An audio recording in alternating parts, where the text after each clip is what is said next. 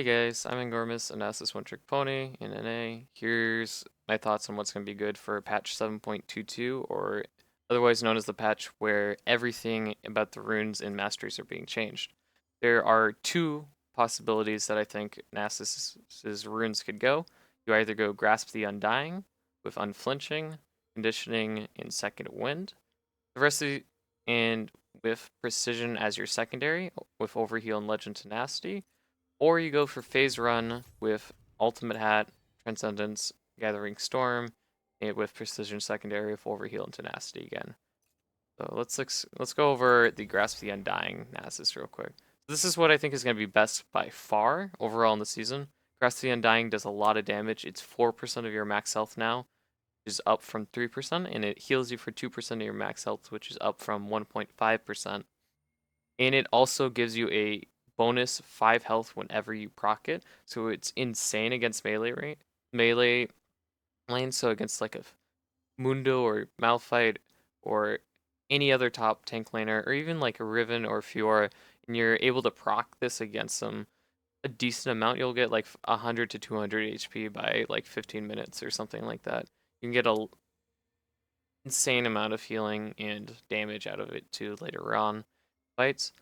Unflinching is the best out of Demolish in Font of Life. You don't really. This is more of a supporty type rune to go, and then Demolish is not needed for Nasus since you do so much damage to turrets anyways, unless you really want to rush down a first tower, where you're like trying to base race 5 people at once for something, or I don't know.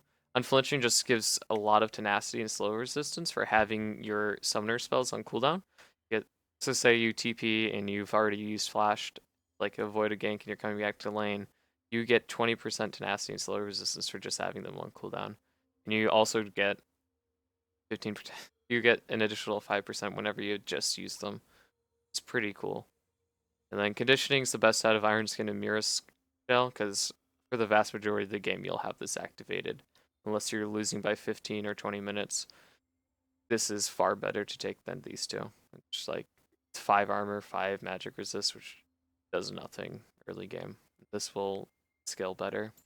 And then Overgrowth has potential. I haven't done the math out on it, but I could see in Overgrowth being really good for later games, but Second Wind is just insane for the laning phase.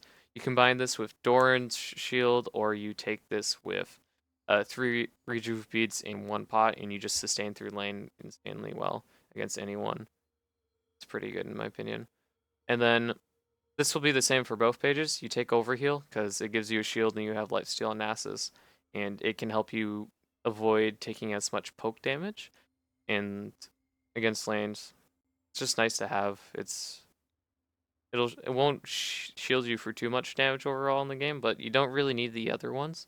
I think you take this for the laning phase, and then you can take Triumph, or you can take Triumph for later on in the game, because Triumph is really insane for team fights or close 1v2s and 1v3s.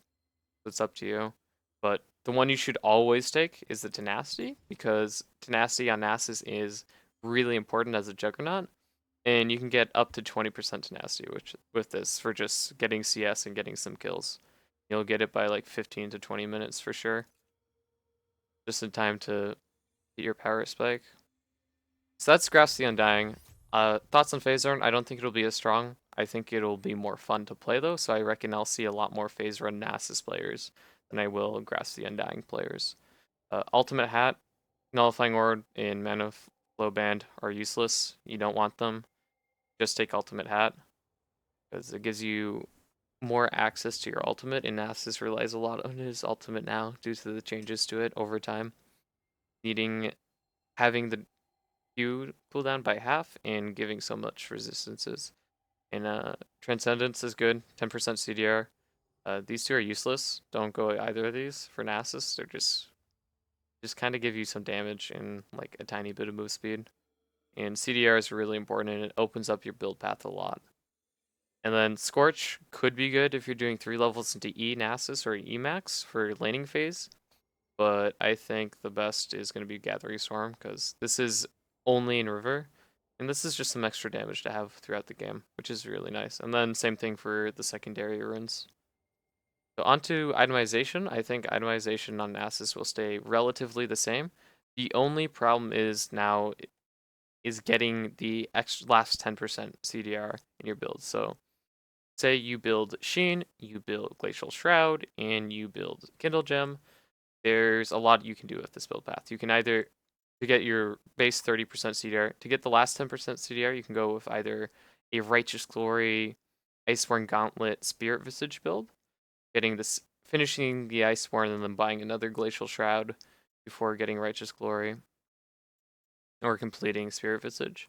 Or you could go with an Iceborne Gauntlet Black Cleaver build, where you either get Iceborne Gauntlet and Black Cleaver versus a low magic damage threat team, or you get Iceborne Gauntlet Spirit Visage into Kindle Gem to build Black Cleaver later on. This is really good against really tanky teams, which would happen more now since I think tanks are gonna be on the rise next patch and melee duelists. And this is a really good item for melee dueling as Nasus, since it reduces, you get like a total of 51% reduced armor on them in combination with your E, and it gives you the Phage proc to run down people. And then the most fun build, and the build that'll probably be seen the most, is Trinity Force, Spirit Visage, and Righteous Glory. The way to build this would be Kindle Gem, Glacial Shroud into Trinity Force, or like, and maybe get your tier 2 boots completed first, or Spectre's Cal if you're against an AP laner, and just focus on finishing Trinity Force as your first item, but not without getting some tank stats beforehand, because if you don't, you just die as Nasus, and you're not as useful, unless you're way better than the players you're playing against. Yeah, that's it. I don't think there's too much is going to change. Some people have asked me about Dark Harvest on Nasus. I don't think Dark Harvest is going to be good. It had really good numbers before, but recently they nerfed this, and you only get 6 souls for champions, you only get 2 souls for monsters, and you only get 4 souls for minions. So it's a huge nerf in you need to get 150 soul essence for it to be 300 seconds before it expires. And I've played games with it and it just doesn't do as much damage as Grasp. And at best it does as much damage as Grasp, but it doesn't make you tankier. The things here are kind of useless. You sort of get Ravenous Hunter, which is more healing on your Q and some on your R and E, but it doesn't really do much. Taste of Blood doesn't really do much. None of these really do anything for you. The only one that's fun is like Zombie Ward or Ghosporo for more vision early game, but you don't do that much as Nasus anyways. Anyways, that's what I have to say on 7.22.